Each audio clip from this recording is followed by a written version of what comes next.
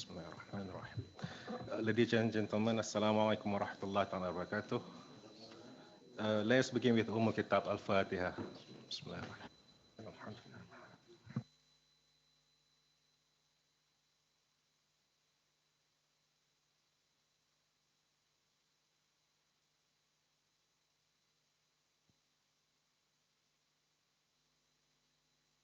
Honorable Datuk Dr. Mohd Bakar, President of International Islamic University Malaysia, and also our speaker for today. Honorable Professor Emeritus Tan Sri Dr. Muhammad Kamal Hassan, former Rector of IIUM. Professor Dr. Farid Sufyan Shuaib, Dean of Ahmad Ibrahim College of Laws, and also our moderator for today. Respected University Management Committee, Deans, Directors, Senior Officials, Professors, Lecturers, Staff, and Students of IIUM. Brothers and sisters, ladies and gentlemen, Assalamualaikum warahmatullahi wabarakatuh, and good morning once again. Okay, first of all, let's thank Allah subhanahu wa ta'ala for His blessing in giving us the opportunity to be present here in this hall today, to take part in this MURABBI Talk Series 2, entitled Calibrating the IIUM Mission to Move Forward. As I've mentioned earlier, our speaker for today will be the Honorable President himself. Meanwhile, this session will be moderated by Professor Dr. Farid. For those who are unable to be with us today in this hall, you may also join this session through online via YouTube and Zoom. The links to both virtual platforms were emailed by KCA previously. Attendance can also be registered by using QR code, also emailed by KCA previously. So before I pass the floor to Prof. Farid, I would like to inform that this session is planned to end by 11:30 this morning. So towards the end, we will allocate about 15-20 minutes for Q&A session. Question may come from participants in this hall, as well as from those watching online.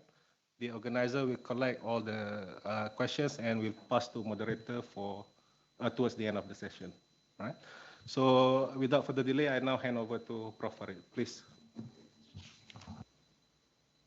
Bismillahirrahmanirrahim. Assalamualaikum warahmatullahi wabarakatuh.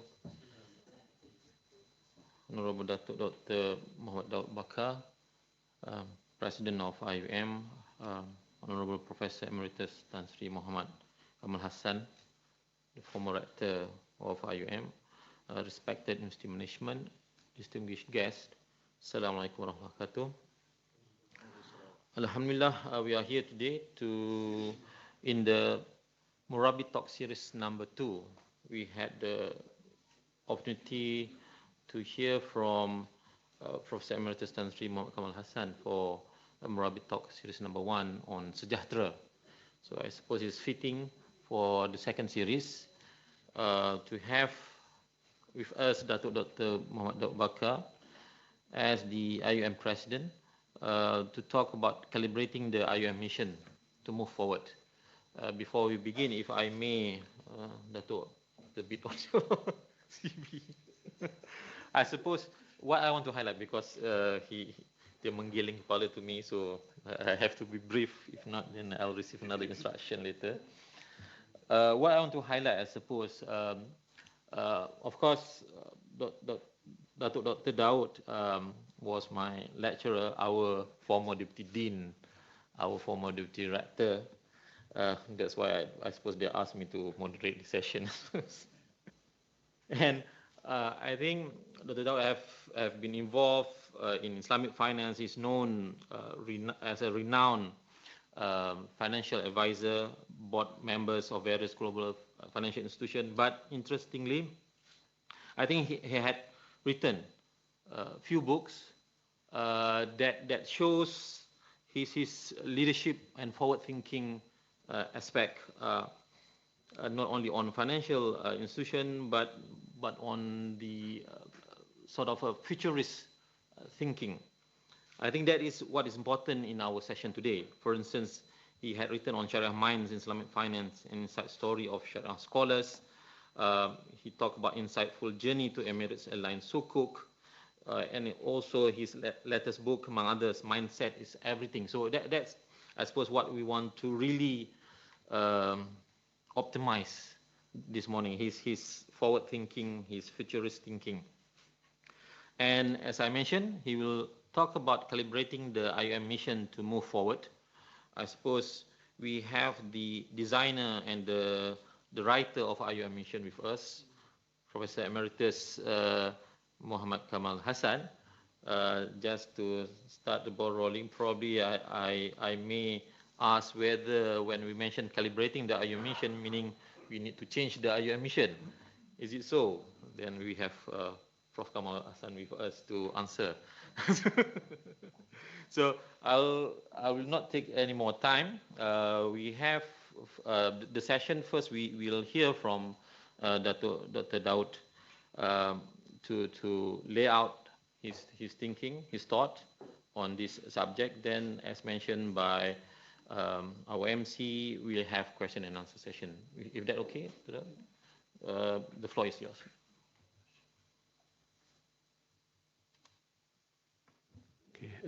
بسم الله الرحمن الرحيم الحمد لله الذي بنعمته تتم الصالحات وبهداه تستقيم الأمور والصلاة والسلام على نبي الهدى والرحمة المبعوث رحمة للعالمين أما بعد respected Professor Dr. Sufyan, being the moderator for MURABBI talk second series or series 2, respected and beloved our mentor, Professor Dr. Muhammad Kamal Hassan, Professor Emeritus Dr. Muhammad Kamal Hassan, the former rector of the International Islamic University, Malaysia, respected senior management from UMC, dean and directors, brothers and sisters, Assalamu alaikum wa rahmatullahi ta'ala wa barakatuh.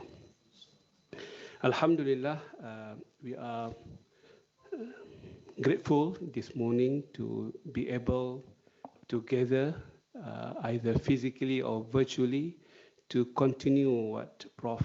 Emeritus Dr. Muhammad Kamal Hassan has started early on in calibrating the very essence of this university, that is to continue the struggle and the fighting to bring back to the secular world the insight and the meanings of the message of the heaven.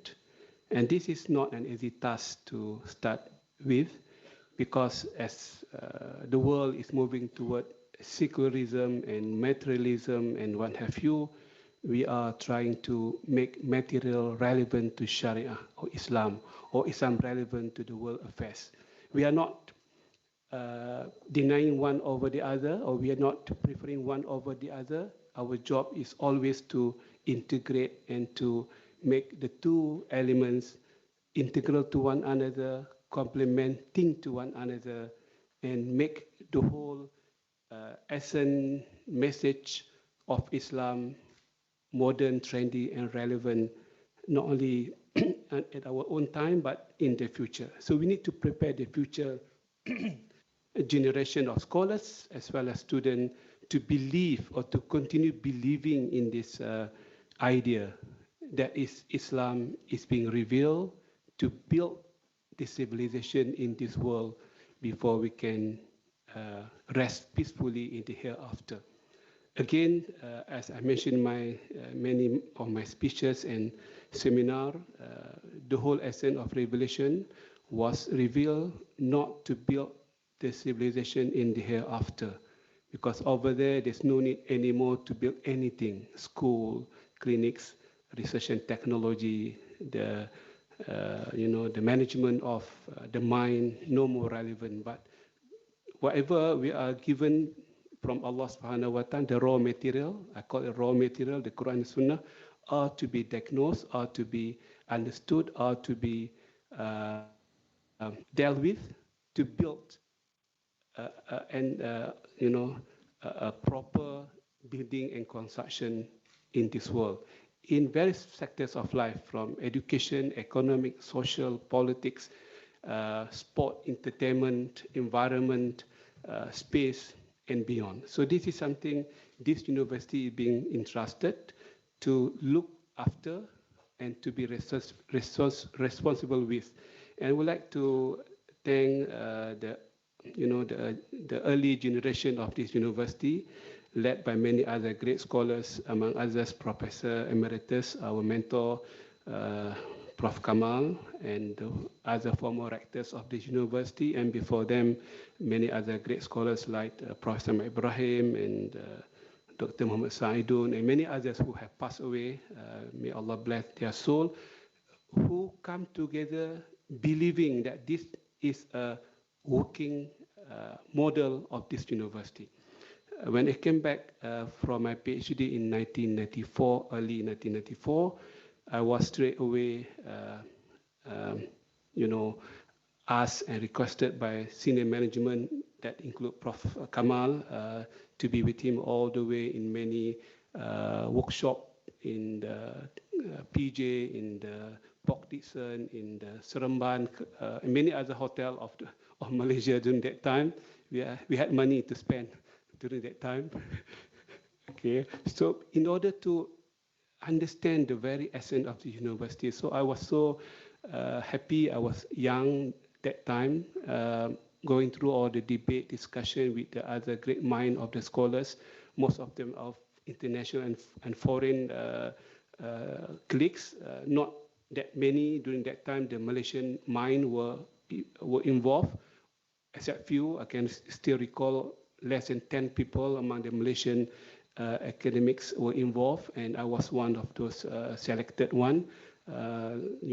Perhaps coached by Prof. Kamal and many other great scholars, because I came back from my PhD. Many of you are still doing your PhD during that time. So by that fact, I became one of the selected among the few to be able to think and craft the vision and the mission of the university, not knowing how to contribute, because my knowledge was limited.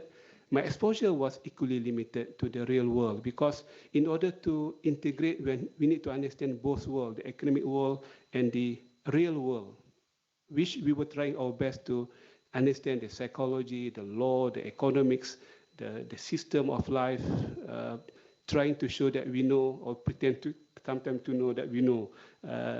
When we do not know anything, we try our best to put the right syllabus. But alhamdulillah, we have great mentors, Professor Dr. Abdul Sulaiman, of course, Prof. Kamal himself. They were so active. They were deliberating the mission and vision and mission all the way until 1 a.m. in the morning sometime. It's not easy to switch off the microphone sometime during the debate.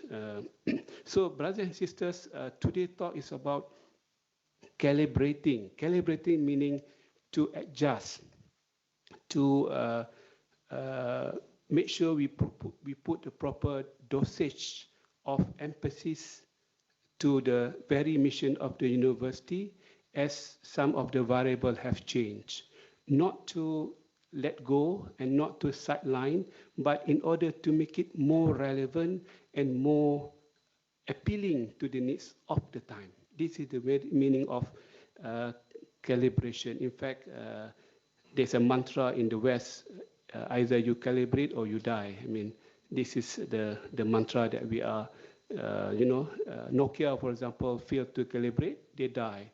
Kodak, the film manufacturer, they vanish once and for all because they don't want to calibrate, they don't want to adjust the way they do things. So, and it happened to many, Islamic civilization from the 8th and 9th century of Hijrah.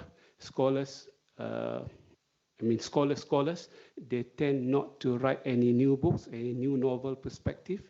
They tend to just to put the commentaries on the commentaries, al-Hawashi and al-Hawashi, and that was the beginning of the taqlid, the imitation period of Islam, from 8th century of Hijrah all the way to 14th century of Hijrah. Of course, the colonial power came in the early 10 and 11th century of AD, but before that, we were living in the era of imitation, where the original contribution was not that many. Scholars prefer, and becoming more satisfactory for them just to comment on the books of the earlier scholars. So that was the taqlid time as we speak. So coming back to the issue of calibration, we need to be courageous enough to be able to take a few points of our mission and try to find the new dosage, the new syllabus of offering, either with regard to the integration or internalization or Islamization, or even comprehensive excellence. In the past, we might be happy with the very broad definition of comprehensive excellence without going into detail, but perhaps nowadays we need to go deeper a bit and try not to be relying very much on broad definition, because broad definition is the easiest thing to do. The time has come to go to many layers of definition of the very meaning of comprehensive excellence. If you like the stock market nowadays, our index has improved a lot from 1,400 index to 1,600, which is quite unbelievable given the current market economy. It does not reflect the real economy, but the stock market performed not only in Malaysia, but also in the West, in US, but the real economy is still bad. So we were wondering what has happened in the country. And this is calibration. I wanted to bring the topic to our mission. And when we check the data, the stock market index has gone up because it is not led by the whole economy. It was led by a few companies which are doing very well in their sale.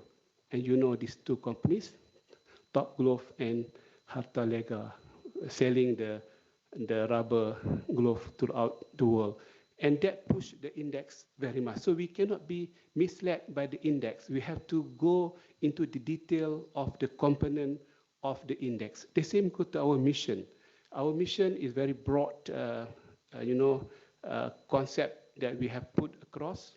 But can we go into a bit more detail to see what kind of performance or measurement that we can do in looking at each and every part of this IIICE. This is the word, the magical word of Prof. Kamal. Thank you, Prof, to make it easy and simple for us to memorize. IIICE.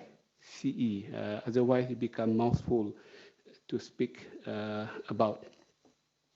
This is the whole meaning of calibration. I'm not here to change anything. I'm here to challenge the mindset of the university scholars, senior management, and intelligentsia to relook into few aspects that needs more focus and emphasis. We cannot be misled, and we cannot be misjudged. We need to be real in our perspective. Having said that, in the past, I was not able to give this comment because perhaps lack of experience and lack of knowledge, but after some time going through the real experience, and I was wondering when we talk about vision and mission of any organization, what would be the basis from the Sharia perspective, whether in Islamic teaching, we have what we call the vision and mission statement of Islam. So I was looking into Quranic verses and the hadith, and I wanted to share with you, just a matter of sharing, that the very essence of vision and mission is already mentioned in the Quran. In fact, the ayah or the verse which triggers my attention is the ayah from Surah Yusuf, to the end of the Surah Yusuf, where it was about the Prophet's statement, but in the words of Allah subhanahu wa ta'ala, قُلْ هَذِهِ سَبِيلِي أَدْعُو إِلَى اللَّهِ عَلَى بَصِيرَةٍ أَنَا وَمَنِ اتَّبَعَنِي. Meaning, this is indeed my way. This is indeed my way in preaching towards Allah subhanahu wa ta'ala on the accounts of being a visionary perspective, ala basira, with the full insight, with the full knowledge and insight. And if I can comment that the word basira reflect the vision of the Prophet Muhammad sallallahu alaihi wasallam, and this is very much close. In fact, the word Walter Chant in the German language perhaps is taken from this word of basira, because basira is to see through, not to see, but to see through things and to be able to extract the real meaning, knowledge, wisdom, insight of everything. And this is the word vision, ability to see through the vision of any organization. But what was the mission then? That is to call people to Allah subhanahu wa ta'ala, ana wa manittaba'ani. Interestingly, the Quran has put these few verses in very nice structure by saying the mission, the vision is to call people to Allah subhanahu wa ta'ala, guided by the clear direction and vision. Ana wa manittaba'ani, myself, the Prophet, and those who are following me. Meaning to say, brothers and sisters, the vision is higher than anyone else. In fact, Allah subhanahu wa ta'ala has put the very word of basira in front of the word prophet and his followers. Meaning to say, we are here to serve the vision. The vision is bigger than anyone else. No one is bigger than the very vision of Islam, the very vision of any organization. Interestingly, because as you know in the Quran, anything that comes first reflects the importance of the hierarchy of knowledge or requirement, prerequisite, what have you. And this is very true in this ayah. The very vision is to call for Allah. This is the ultimate aim. This is my way of doing things, to call people to Allah subhanahu wa ta'ala in politics, in economy, education, in entertainment, in sport. Everything we do is to call people to Allah subhanahu wa ta'ala. Gone the days when we talk about da'wah, we're talking about preaching in the mosque and the way we do things. We have to call people to Allah subhanahu wa ta'ala through role model, through theories, achievement, engagement, and beyond. Okay, coming back to this ayah. So I was intrigued this morning while preparing some brief note to come to this lecture, trying my best to understand and underscore what is the equivalent term of vision in Quranic term. And I was made to convene that perhaps the word basira might be the right word to reflect the very meaning of vision. And vision cannot be propagated, cannot be pushed through on its own. The vision needs the leader, the prophet in this case, and the followers, those who believe in the vision. In fact, we can extend it to the mission as well, because vision is the direction, mission is the way we do things to get to that direction. So few verses of the Quran, but so beautifully crafted to reflect so many things. A clear message, a clear direction of vision, and the rukun, the fundamental of making it happen. We have the leader who understand, who believe in it, who internalize the very vision of any organization, and those who are following the leader. And that push me to relate to the very theory of change in the society. After all, brothers and sisters, we are here on this world to do what? To do the change. We need to change the world to a better world. This is the very idea of Khalifa. This is the very idea of sending our children to university, making ourselves equipped with knowledge, because we need to create the change to this world, to give the impact to this world. And again, in the books of change, there are 4 elements, 4 rukun, arkan, 4 elements of change. Number 1, we have to have good idea, good vision. Okay, we have to have good idea, good vision. There's no change without having clear direction and vision. Number 2, we need to have followers, those who are willing to support the idea, the direction, the mission, and what have you. The third is the platform, the vehicle, Alhamdulillah, we have our university. Our university has many,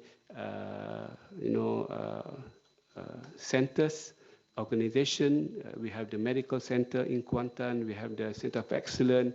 We have so many kuliah. We have so many Center of Excellence. This is part of the whole vehicle we are talking about.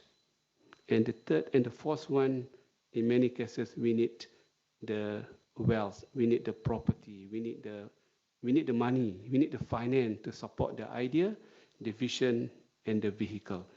Alhamdulillah, this university has a bit of everything, and we are in the right move towards realizing our mission, if you like.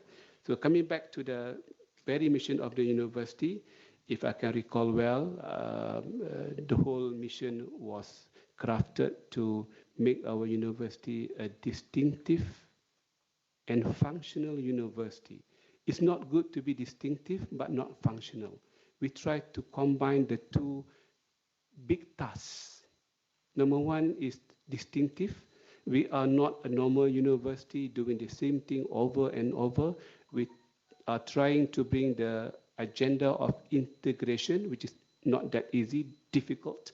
People tend to disintegrate. We wanted to integrate. Okay, disintegrate is easy, but to integrate is difficult. Like to, people like to disengage is easy, but to engage is difficult. In the hadith of the Prophet, I'm not sure about the authenticity of the hadith, but very common in the tongue of the scholars. It's easy for the old people to repent. It's easy to the rich people to spend, but it's difficult for the young people to repent and the poor people to spend. And this is the reverse psychology of it. That's why in the hadith of 7 group of people under the shade of Allah subhanahu wa ta'ala in the hereafter, Allah mentioned 7 categories. All of them are in the reverse psychology situation. Shabun qalbuhu mu'allaqun bil masajid. Teenager is sharp, young guys whose heart is being focused to the mosque, to worship. Someone was, invited to do bad thing with a beautiful lady, he declined. So reverse psychology, imamun adil, an imam who is a just, because when you have the power, you tend to corrupt, you tend to miss your power. So you understand the hadith, the 7 group of hadith is reverse psychology. So come to our things, we need to do something which is again the mainstream. We wanted to integrate things. Not that easy, even within our own challenge. The scholars, the traditional scholar was saying, why could we integrate tafsir with the big data or perhaps with the psychology and sociology and anthropology and whatnot? So resistant from within. And this is not easy. In fact, until today, in the context of Malaysian scholars, traditional scholars, they don't even believe in maqasid al-sharia. Because maqasid al-sharia is not the literature in the book of Shafi'i school of thought. It was brought by the Maliki school of thought. In fact, not even by the Maliki, by the elite of the Malikis, such as, Ash-Shatibi and whatnot. And they forgot that even Al-Ghazali and Al-Aiz bin Abdul Salam, they are Shafi'is, they have written along the Maqasid al-Sharia. But if you go around in Malaysian context, the word Maqasid al-Sharia is very not acceptable to many scholars. So how to integrate everything? So to integrate is not that easy. And that's why we are still struggling in this university to integrate things. If you are able to do that, it's not that this is the comment perhaps from outsider. I used to be outside the university, now I'm back as a president. To be given the amanah for a short while to be the president. I can see that the depth and the bandwidth of the integration are not up to the standard. We have not gone really deep to really make the integration really integrated. Meaning what? We need to have a very smooth and subtle way of integration, as if there's no element of the religion and the worldly affairs. Both are smoothly infused or embedded in one another without feeling any superimposition of the knowledge of one over the other. And the more we read Ibn Khaldun, the more we read the books of those who travel a lot and open up their mind, the more we can see the real infusion of integration better and better in this world.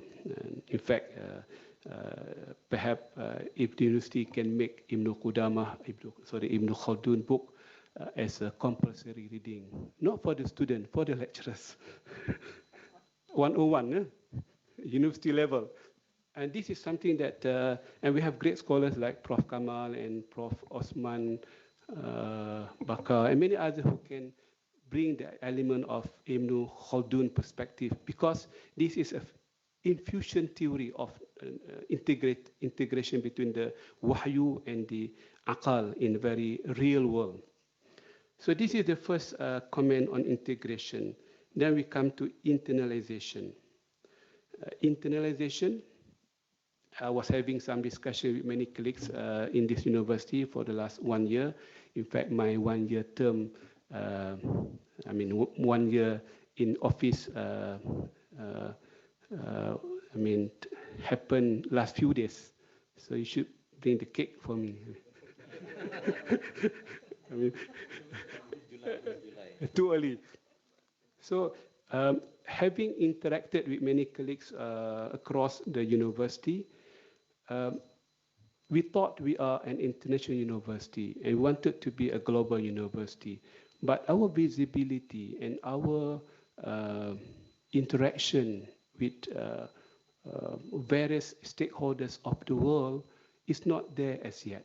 We are not being seen talking to many government, many center of excellence beyond Malaysia, and we are not being present in many interesting forum of the world.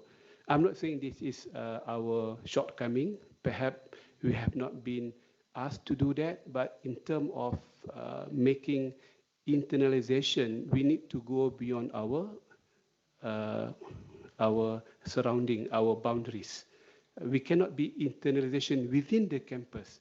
The whole meaning of internalization is to go outside the campus and to be able to take part in many other forum, be it NGO or beyond. We need to be seen in NBC and Jazeera and many other great events of the world, either individually or kuliah-based and whatnot.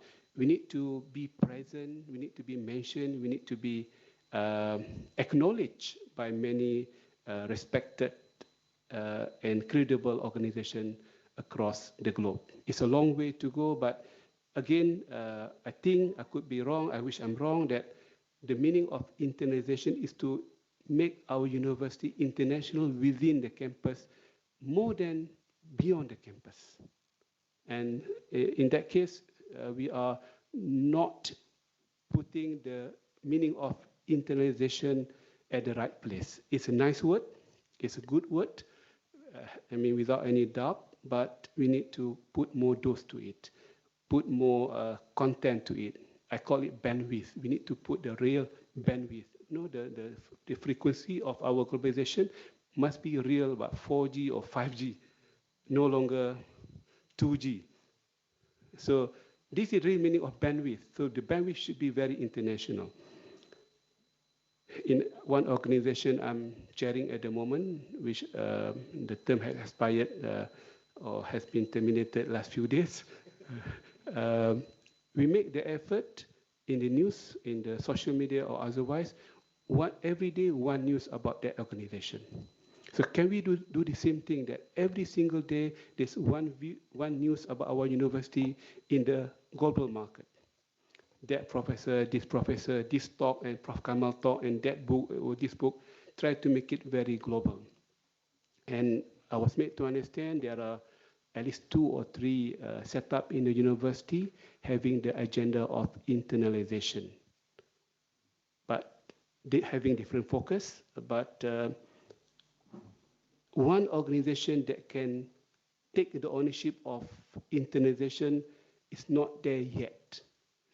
That can appeal, that can talk, that can be, putting all the news about internationalization almost on daily basis, and is able to take the challenges to become the champion of Malaysian university at the international level. This is our mission, brothers and sisters. If we decided not to own it or embrace it, might as well drop it.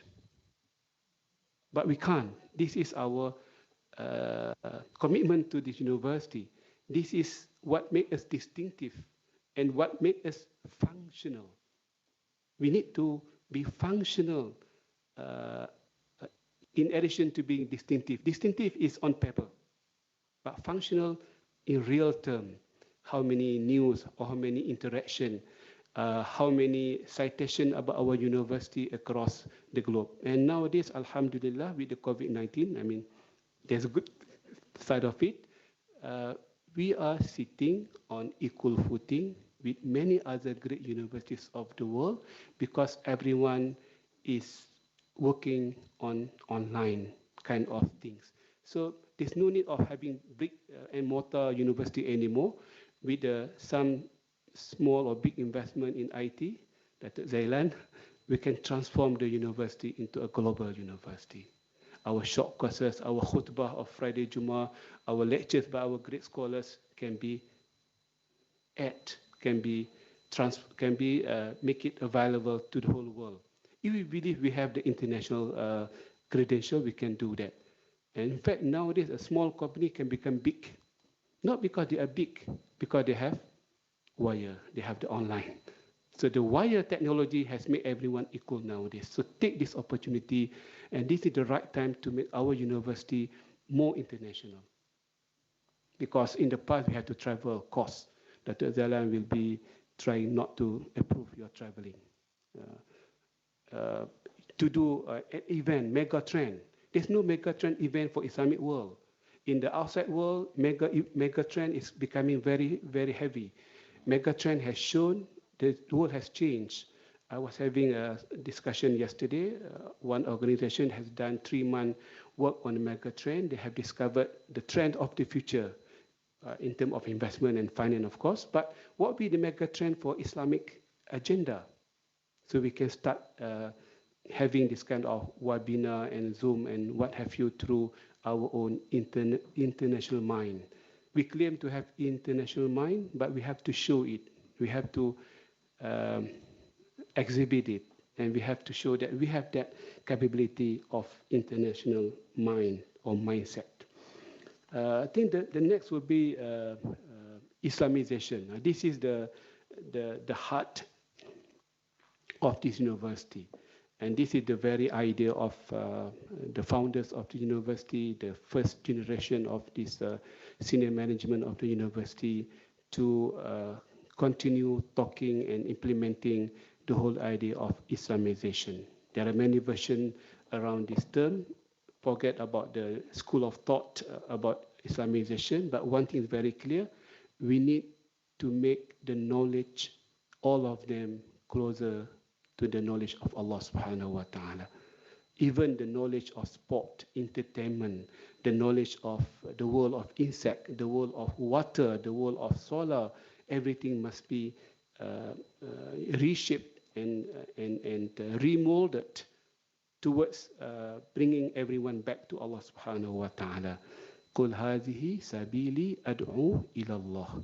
And this is indeed the very way of the Prophet asking people or calling people to the belief of Allah subhanahu wa ta'ala. Islamization is a very strong word. Sometimes when I was part of the university teaching academic, teaching and administration of the university, the word Islamization is very much scary because internationalization, I think we can talk about it. Many people are talking about internationalization. The same go to integration to some extent, but Islamization, we are the only one. So it become very scary, very challenging to show that we have that cut on the table that we can bring all the ways. We are a university promoting Islamization in whatever we do or plan to do. And the word Islamization is not about textbook Islamization. It's about attitude. It's about work culture. It's about promotion within the university, about acknowledgement within the university, about maintaining the environment of the university, our client management, stakeholders management. Everything should be built and motivated and inspired by the very meaning of Islamization. So Islamization is beyond the textbook. Perhaps in the past, we will focus a bit on textbook manufacturing, if you like, or construction. But even to that extent, correct me, Prof. Farid, we have not created or manufactured or authored many interesting textbooks along the Islamization theme as we speak. I could be wrong, I wish I'm wrong. So we need to force and not force, incentivize our lecturers to write more on Islamization, because this is the very essence of this university. Islamization of nursery, Islamization of treating the old folks in the society, from the rehabilitative, healthcare all the way to motivational teaching for the old generation of the society. And we are going to have more citizens of 60 years and more in 2050. The mega trend shows that in 2050, 60% of our population is warga emas, they call it. Again, mega trend is very important to relate, to put the calibration in each aspect of our mission of internalization, integration, and Islamization. The last but not the least, perhaps the comprehensive excellence. This is a very catchy word.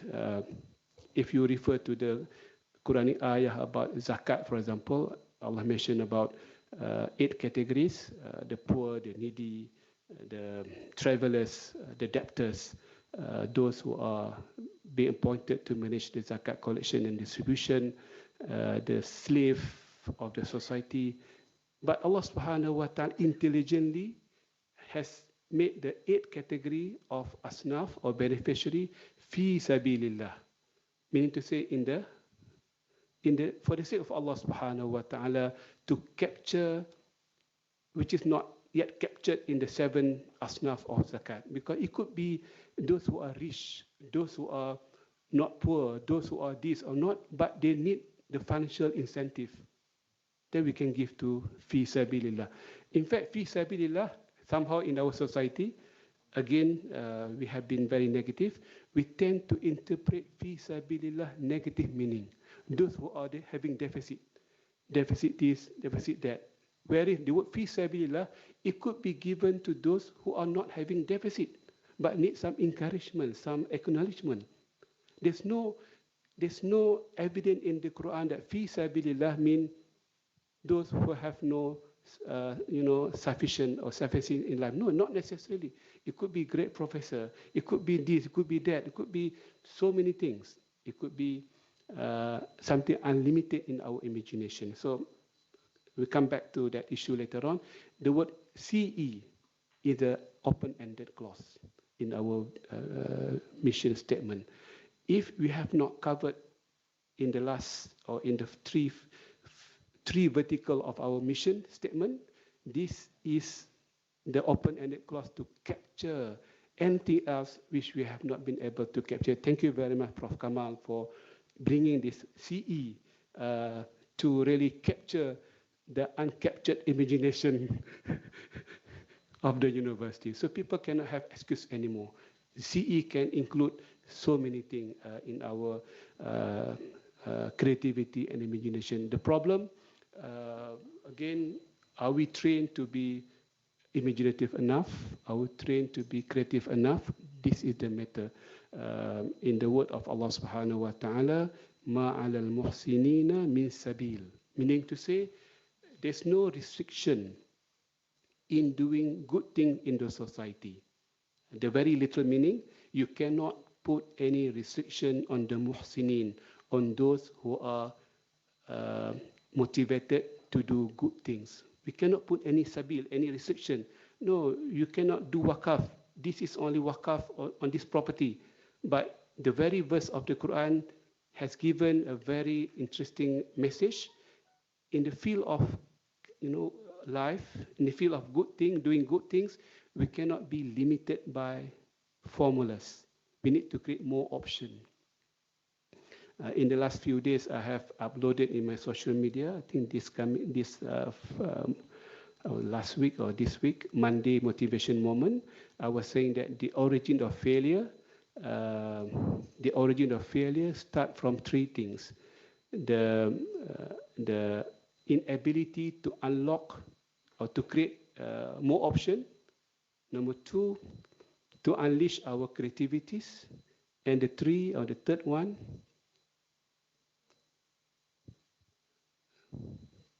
inability to question our assumption.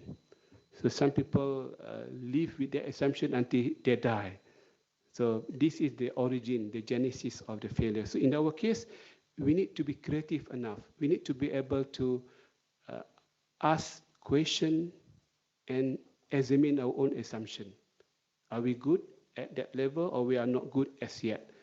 Ability to unleash our creativities. The word CE is very much wide enough from my perspective. I could be wrong. I think the very meaning of CE is to include as many team insight, ideas, concept as possible to make sure that the university is on the right track, achieving the tamayus or the tafawuq shamil, the comprehensive excellence. So this is the four vertical of IIUM mission statement. In between, I have touched the need of calibration. Let me focus in the next 10 to 15 minutes or less on the very meaning of calibration, brothers and sisters. There are many theories, surrounding the very word of calibration. I was intrigued by the statement of Ar-Rasuni, Ahmad Ar-Rasuni, the most celebrated scholar on Maqasid al-Sharia in the 20th or 31st century of AD, when he has created a new form, a new team called Maqasid al-Maqasid. But I was wrong in my understanding of his writing. I thought he was talking about the calibration of Maqasid al-Sharia, the hybrid, the collective impact of all Maqasid al-Sharia. But the more I read about his writing and interacting with him in this very hall when he came over to our university, I asked him personally what did he mean by Maqasid al-Maqasid. He was referring to the very purpose of the Maqasid. For him, every knowledge in Islam has the purpose, the maqsud or the maqasid plural. But after that meeting here in this university in early this year or end of last year, I had invented my own concept of maqasid al-maqasid in my forthcoming book, Maqasid Sharia. I wanted to define it as the calibration of Maqasid al-Sharia. Meaning what? You know, in our Islamic teaching and training, even in this university, we tend to focus on 5 Maqasid al-Sharia. Well and good. Religion protection, property, mind and intellectual life, as well as family or, lineage and what have you. But no one has talked about combining them together, putting them together, because if one of them can give the impact to the whole world, if we were to calibrate all of them, make them working reinforcing one another, the impact will be more impactful to the community. So I'm trying to put the word maqasid al-maqasid in my own perspective by calibrating the 5 vertical maqasid al-Sharia at the same time. And this is the very nature of maqasid al-Sharia. Again, Sharia was not revealed to be dealt with in isolation. We have to take them together, because one without the other cannot support. Nowadays, alhamdulillah, with the COVID-19, we know that the life is so important. The importance of life is so important, even it prevails over religion for the first time ever. And that support the idea of Al-Juwaini in his Al-Burhan by saying that he does not believe in the hierarchy of Maqasid al-Sharia. For him, the hierarchy of Maqasid al-Sharia varies with the changes of the variable of life. At one point in time, it could be the family is more important, the mind will be more important than the other vertical Maqasid al-Sharia. During the COVID-19, we come to know that saving the life is much more important than anything else. So this is, just to relate back to Al-Juwaini in his Al-Burhan. But from my perspective, calibrating IUM mission statement is about reinforcing one another. How could we relate integration to Islamization, Islamization to internalization, and everything to comprehensive excellence? And we need a new theory altogether. And in fact, alhamdulillah, we are blessed with so many great minds in this hall and beyond to put the new calibration theory of our mission statement so that we have a very powerful impact of doing and undertaking and implementing our IUM mission.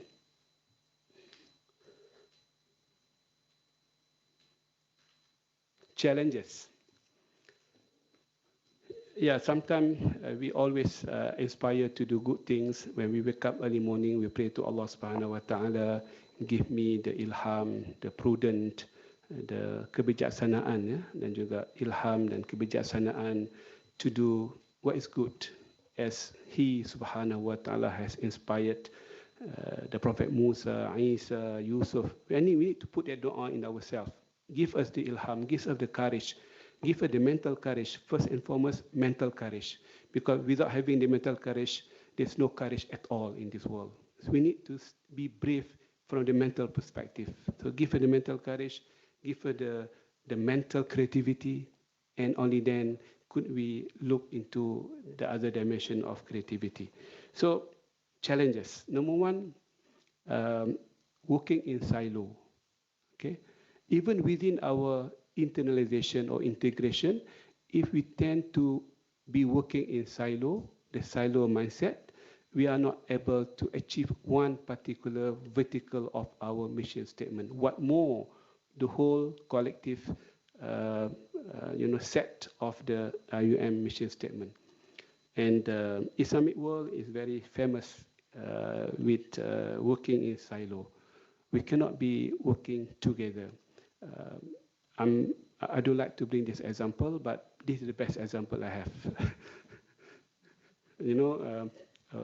Bill Gates and his wife, Melinda Gates, they were so rich, and they thought they wanted to give back to the society.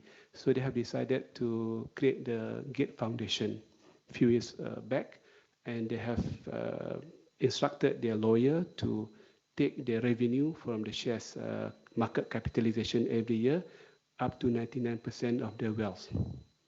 99% of their wealth to the Gates Foundation.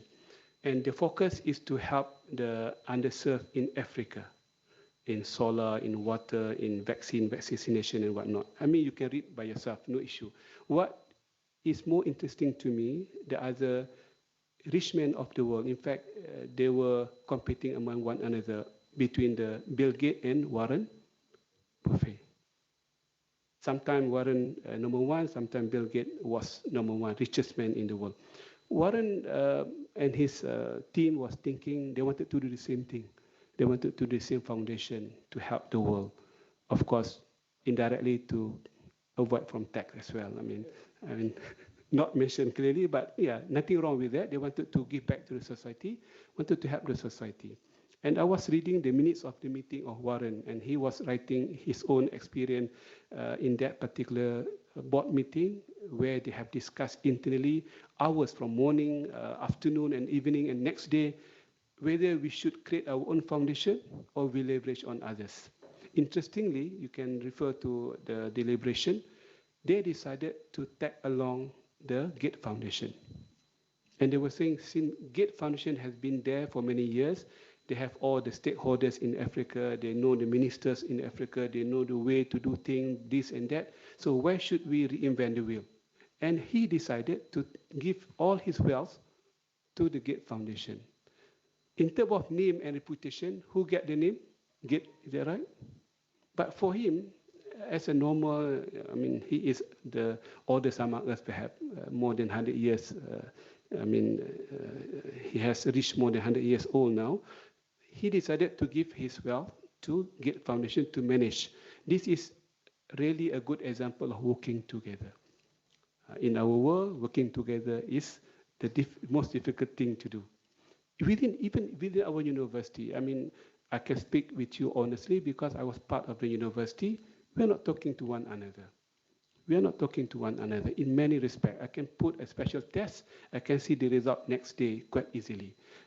Up to everyone to take my challenge. We are not talking to one another as yet. So holding and university, two different agenda. I mean, this is the best example. But we wanted to change that culture. I mean, I was talking to Dr. Nick Nazrul, the new chairman. We cannot afford. We are the parent, and we have our son, our child now. We need to work together.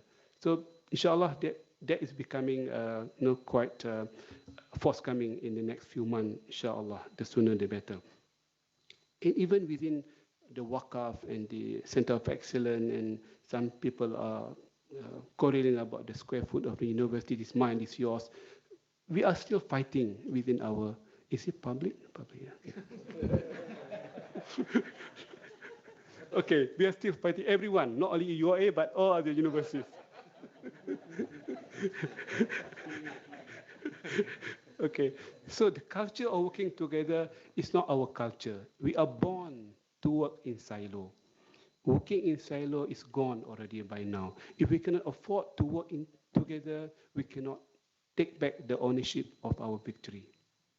We need to do that.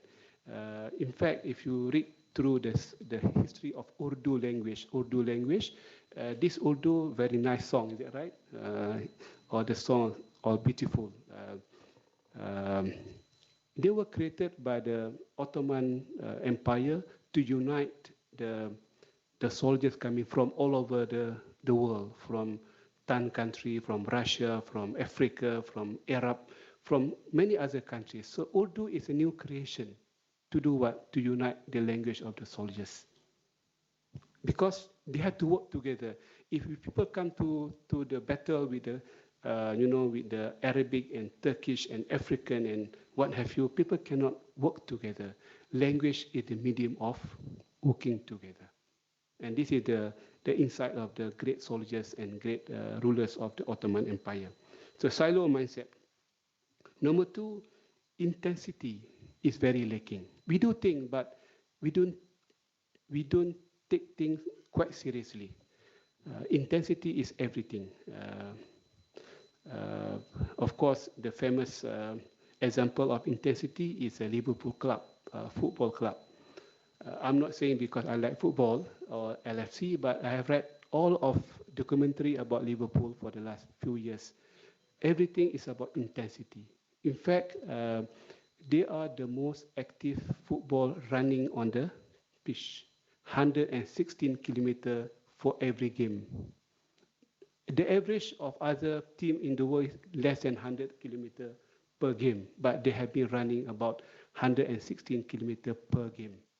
In fact, every one of them must be able to run fast to get the ball.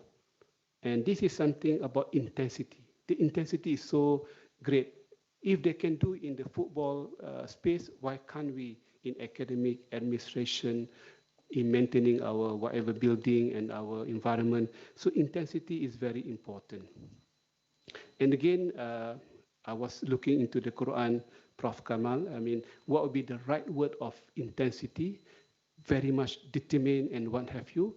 From my perspective, just few days, I was trying to get the very meaning of intensity for this talk.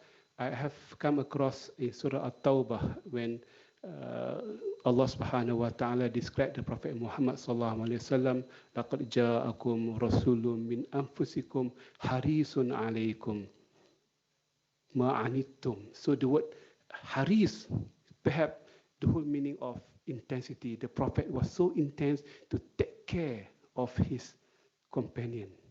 The word haris is very unique in the Quran, so unique that it could be, defined as so intense, so occupied. Haris means whatever we do, we think about that particular thing, to do things right, to do things on time, to do things excellent way, and what have you. So the culture of intensity is very important, and that is very lacking, perhaps in our organization or other organization. The third, there's no impact measurement. We do things a lot. We put the budget, put the resources, but when it comes to impact measurement, we are slow in measuring the impacts of everything we do. And the time is not in our favor. We are not that visible and tangible. Islam is not about being invisible and intangible. When you become Muslim, we need to be visible enough and tangible enough. In whatever we do, we put our hands on the things, that thing should be tangible and visible to the wider stakeholders. So this is some of the thought I think I would like to share with all of you. They are not in the structured way, my apology, but it's more of sharing the insight, sharing the very meaning of the Quranic verses relating to the very mission of IIUM, and how could we make our vision and mission statement into a more distinctive, functional of impact measurement as we progress to the future. With that, thank you very much, the organizer, for having me in this second series of MURABBI Talk. May Allah Subhanahu wa Taala give us the wisdom, the prudent and the wisdom together, wisdom and prudent, to be able to do things right and to do things which are impactful in our society. Assalamualaikum warahmatullahi wabarakatuh. Thank you very much, Dr. Mohd Daud Bakar, for a very comprehensive talk. Before this, I prepared a few questions, but most of the questions have been answered by Dr. Daud.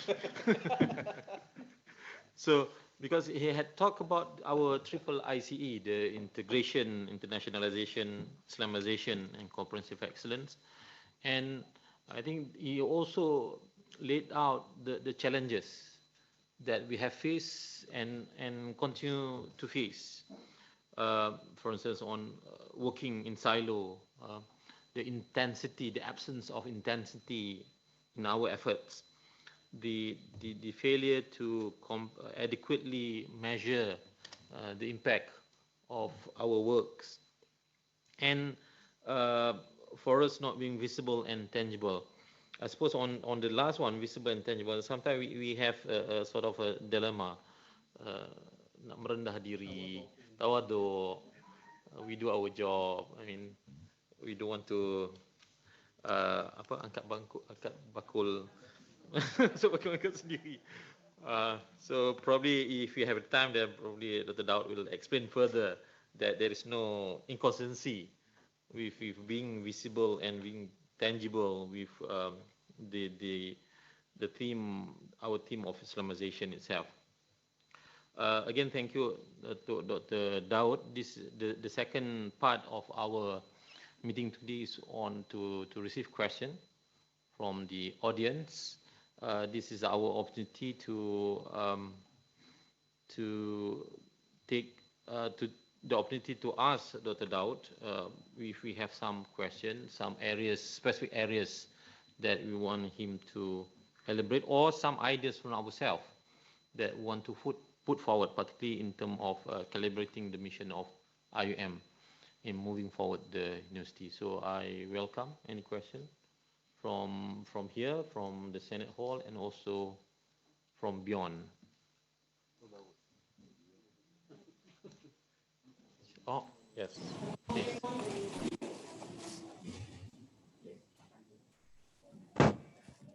Bismillahir Rahmanir Rahim. Jazakumullah khairan, Prof. I'm Daud from the College of Education. I would just not really to pose a question, but rather to reflect. When we talk about transformation, which is the most important role of a MURABBI, not to transmit knowledge, but to transform and educate and cultivate. Now, what are the main factor for success in transforming our student? To me, is the personality of the MURABBI, of the educator, not the qualification we have. Knowledge is important, but not sufficient. Now, if we are advocating Islamization and integration, we have to think about the Islamization of the educator, the integration of the educator. I'm talking about his or her personality. To what extent we are integrating our life, our characters, our personality. So advocating in integration of knowledge is not enough. We have to integrate the way of life, integrate the system of education at the university, input, process, and output. Integrating the knowledge only per se is not sufficient, and it won't help. So let us talk about the holistic transformation of life. Knowledge is part of it. Thank you.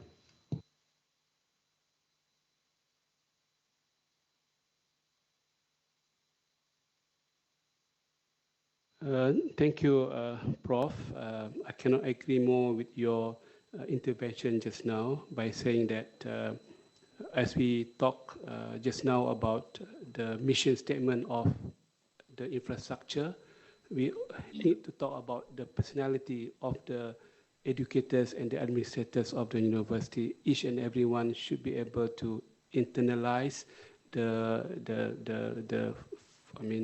triple CE, if you like. And you mentioned in a very, with a word of emphasis and confidence that the educators should reflect that they have the power and the aura and the personality to influence the student and beyond. I cannot agree with you on that score. The challenge all the time is all about the education, even to our lecturers, our academicians, and our administrators. The more we invest in human capacity building at our staff and academic staff, the more we can influence the student. And as we are very busy with teaching and building the curriculum and what have you, sometimes we forgot to give a touch, special touch on the transformation of the lecturers themselves. And this is not easy. In fact, we have not done, I'm not sure, until today, the audit on the human capacity. We have done some audit on the job spec and the teaching hours, and we have discovered in the past some of the lecturers were not teaching at all for the last how many years. So it is audit finding that I have seen during my tenure in the office for 1 year. But I have been challenging the management of the university to do the audit and on the effectiveness of the personality of the staff. And this can be done quite easily using the modern technology so that we can see the gaps of the particular lecturers or academicians when they behave in the classroom, when they transmit the knowledge, when they influence the student way of thinking, when they open up their chest and heart to be engaged with the student. Some of the lecturers are very much egocentric. During even my time, they could not be challenged. We have seen, I was seeing so many reports coming from the student. I'm the great professor of this subject, don't ever challenge me. In fact, I need to supervise the examination, final examination, takut in fear that that professor will take revenge on that particular student. So it happened. The humility was not there. So this is the work of whom? Our collective effort. As much as we want to talk about students, we need to start talking about our own personality development and the word basirah. I have checked many of the tafsir. Basirah The vision is beyond the knowledge. It's about wisdom. It's about insight. It's something that which is not unseen. So the vision, we need to go beyond that. If you are brave enough, Datuk Rahim and Datuk Zalan and UMC, do the audit on the academic performance of the academician. We have done the audit on the workload and the classroom and whatnot, but not that it published. I was made to understand it was kept somewhere. But as a great institution, Toyota, be it General Motors, many public companies, they do the audit on each and every one in the staff. Of course, from financial perspective, from effective performance, but in our case, we can put our own vertical, our own set of objectives. Then we can do the transformation audit, if you like. How good are our lecturers in transforming the student?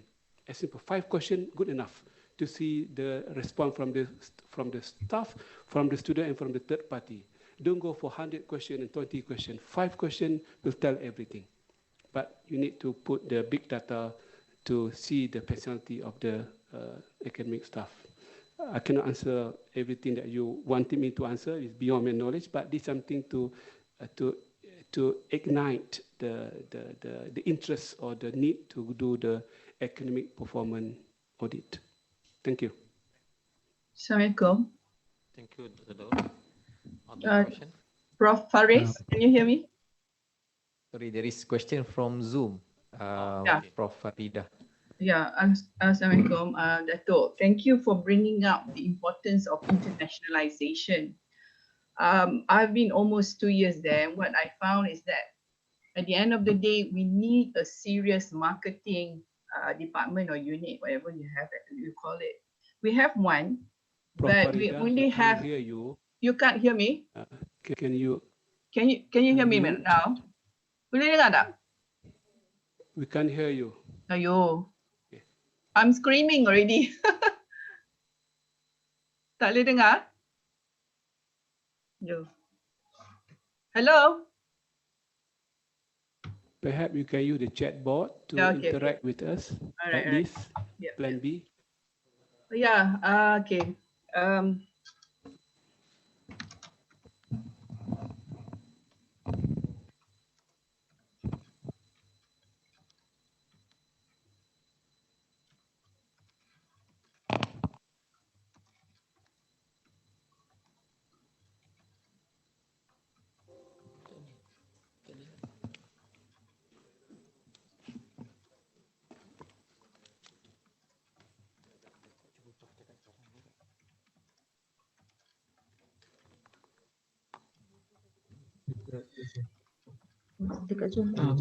Check.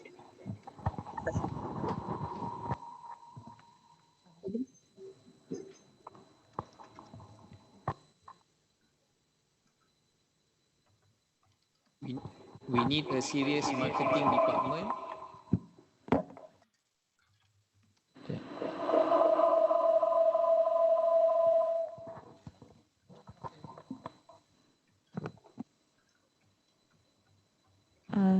Question from Prof. Farida.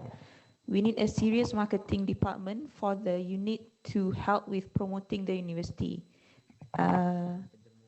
At the moment, we have a unit under my office but understaffed. So I propose that we hire professionally trained marketing person.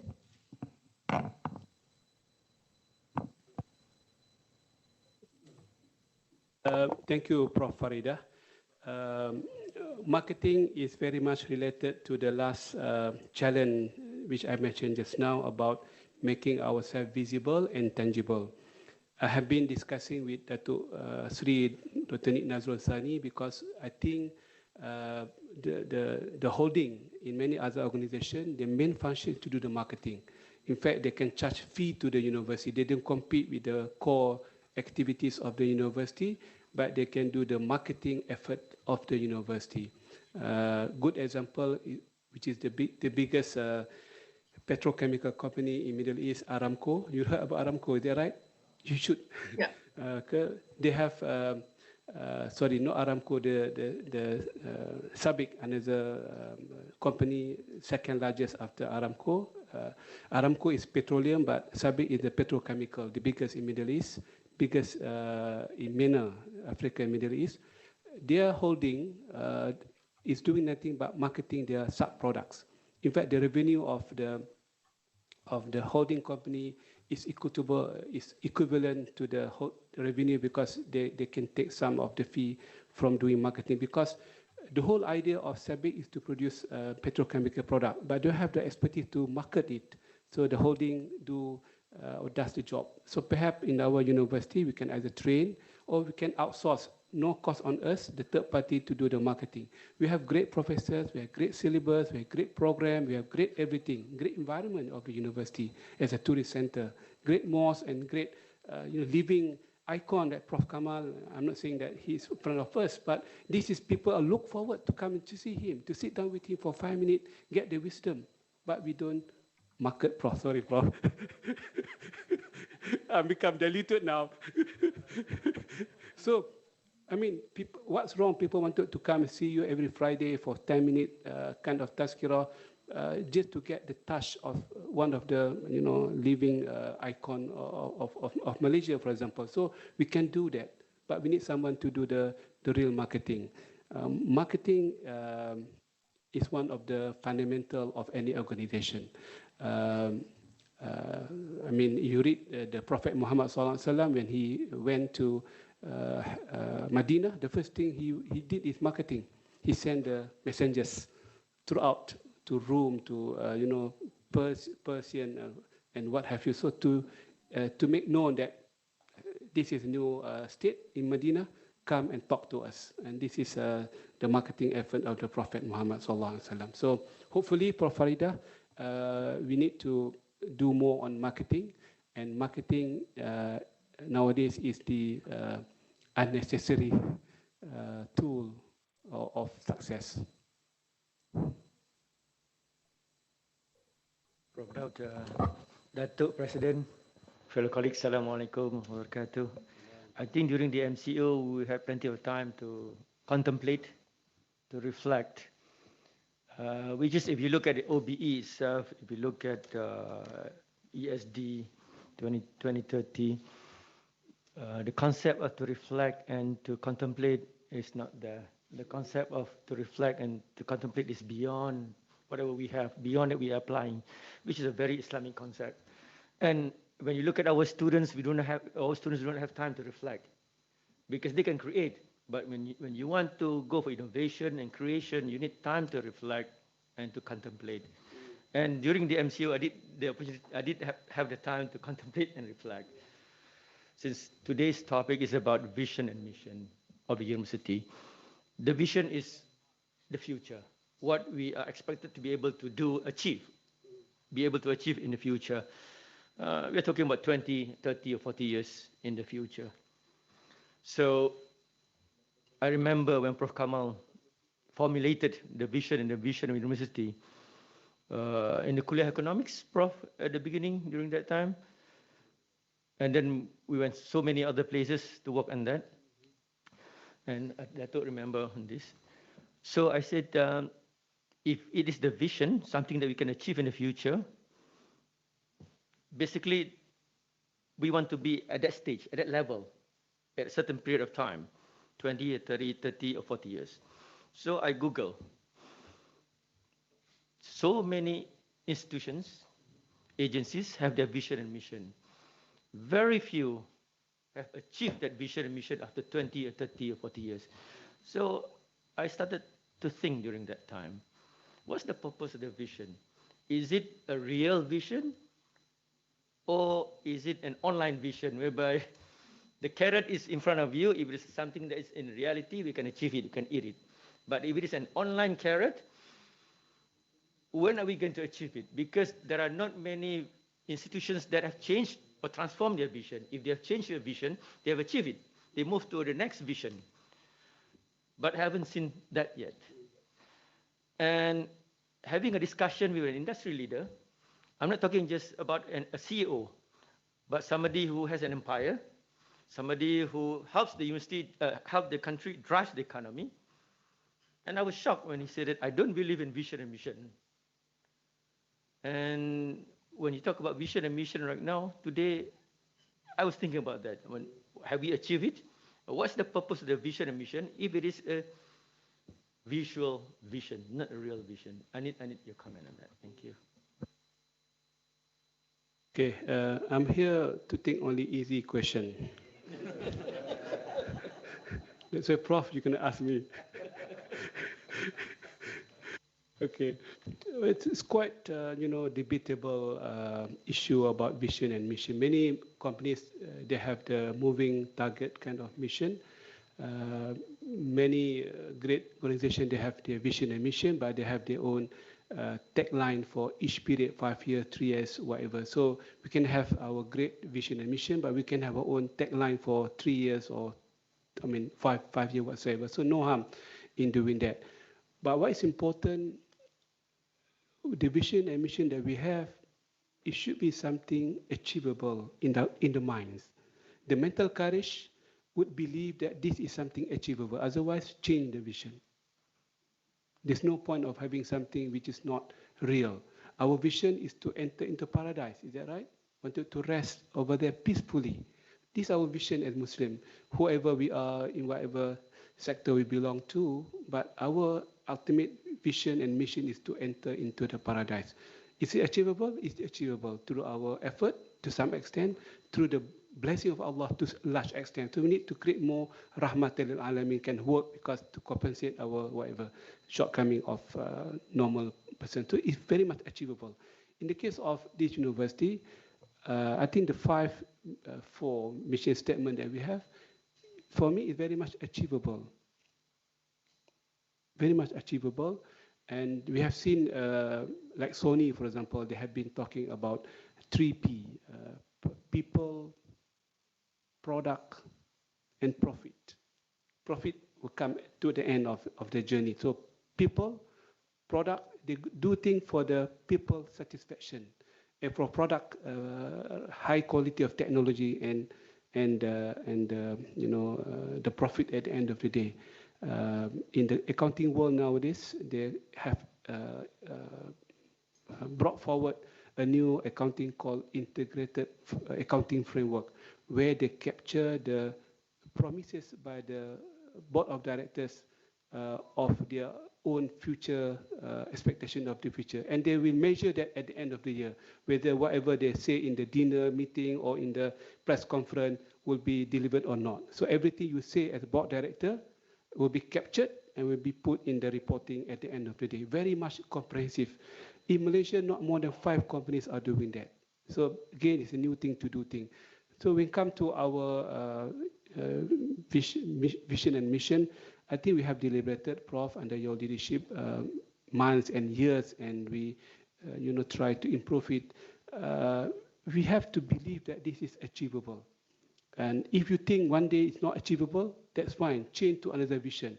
Nothing wrong with changing with the vision, provided we are convinced this vision is no longer relevant because of the new, circumstances and variable. I'm not a person that can stick to one particular, narration. Narration can change because for me, the theory of demand and supply always change.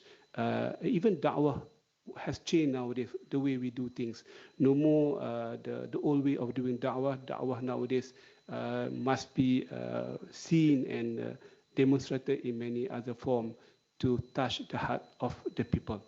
So coming back to your main question, I think we have to ensure that our students, our staff would understand the very vision and mission. In the past, we have put all the vision and mission like this across the university, but I have not seen that anymore in our live and our public places, as if we take for granted people would understand. We are old people, yes, but the new staff and students, they have no idea about our vision and mission.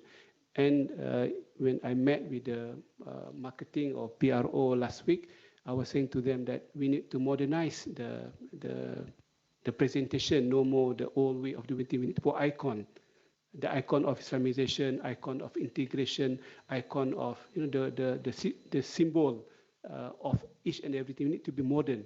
But we don't change the substance, we change the way we do things.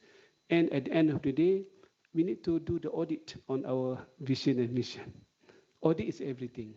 Audit is everything. So the more we do audit, we know where are we know where is our position in terms of achieving our own vision and mission. But not many people wanted to do audit because audit is very painful. Okay, so are we willing to do that? I mean, this is something that I wanted to throw back to UMC. Do some audit. Take 100 students, 100 staff, and check their knowledge of the vision and mission. As simple as that.